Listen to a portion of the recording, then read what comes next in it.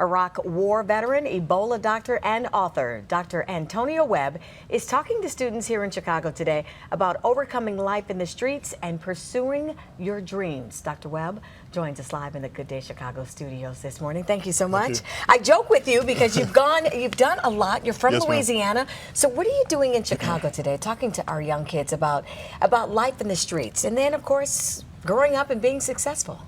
Yeah, so I was approached to come out to Indiana University to speak to these students, and I thought it would be no other better way to spread my story and let the kids know that you can be successful as long as you work hard and keep God first. So. Yeah, I was just going to say, what kept your eye, what kept you focused? Because you said you had a tough time growing up in the streets in Louisiana. Let's talk a little bit about that. How tough? Yeah, it was really challenging. A lot of my family members went to prison. My little brother went to juvenile life for armed robbery. My sister did time in prison.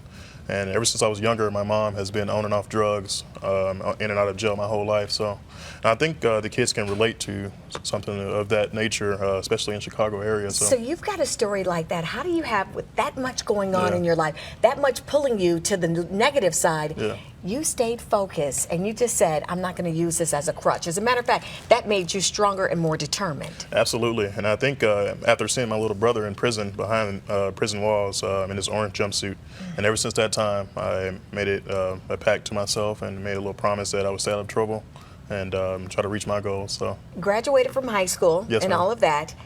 Served, you're a veteran? Yes, ma'am. Serving in Iraq? Yes, ma'am. And then you come back home and you decide then, or when did you decide, I want to be a surgeon? I'm gonna do something to help others. Yeah, it was actually a high school program that I attended that got me interested in medicine, and ever since that point, I wanted to be a doctor, and I love working with my hands. So surgery, just fell in love with it the first time I went into surgery. So. And you are working with Obama's, My Brother's Keeper?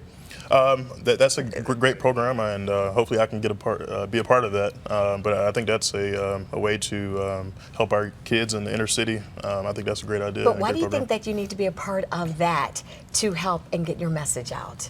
I think it's very important to let kids know that I look just like you. We're from the same type of community, and a lot of people don't have the role model and people they can look up to. So I say they can look at me. If I did it, can go through all that, you can also. So. I was just going to say, because there are so many kids, like you said, that live in the same, that grow up in environments just like you, and you are much more relatable to them, other than some other speaker coming in and talking about, this is what you can do, this is what you did, though. Yeah, exactly. And I think it's important for the kids to know that and to see someone who looks just like them. So. Why do you give, or how do you create, Dr. Webb, hope in so many people's hearts when they're hopeless?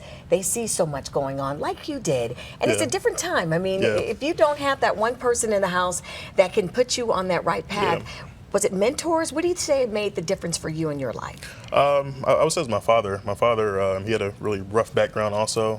He went to prison when he was younger and selling drugs and using drugs. So, but he turned his life around and became a minister. So, and ever since that point, he was been my role model since growing up, and I look up to him, and he's been there for me since then. And after speaking to teenagers there across the nation, what's the one thing, the final message that you have for them? I would say that no matter what your circumstance, your environment, how you were brought up, or you can be successful as long as you work hard and keep God first. So. All right, the name of your book, Overcoming the Odds, from war on the streets in Louisiana to war on terrorism in Iraq, How I Successfully Overcame the Odds. Dr. Antonio Webb. People want more information about you and about your book. Where can they go? Amazon, Amazon.com/author, Antonio Webb, MD. My website is AntonioWebbMD.com. And we'll be at Indiana University this afternoon speaking to the students, about 300 kids there. So really and what time is that? Do you know? That's at 4 p.m. At 4 o'clock? And is it just for the students, or can somebody who's, because you touch hearts, you never know whose heart you're touching.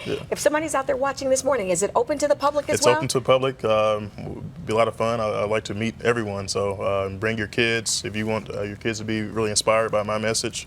I look forward to meeting you all. Dr. Antonio Webb. Yeah, thank you. 32 years old. You've done a lot. Yeah, thank you. And got a lot more to do, huh? Yes, and My Brother's Keeper is on your list next, huh? Yes, definitely. All right, thank you so much. It's 9:38 right now.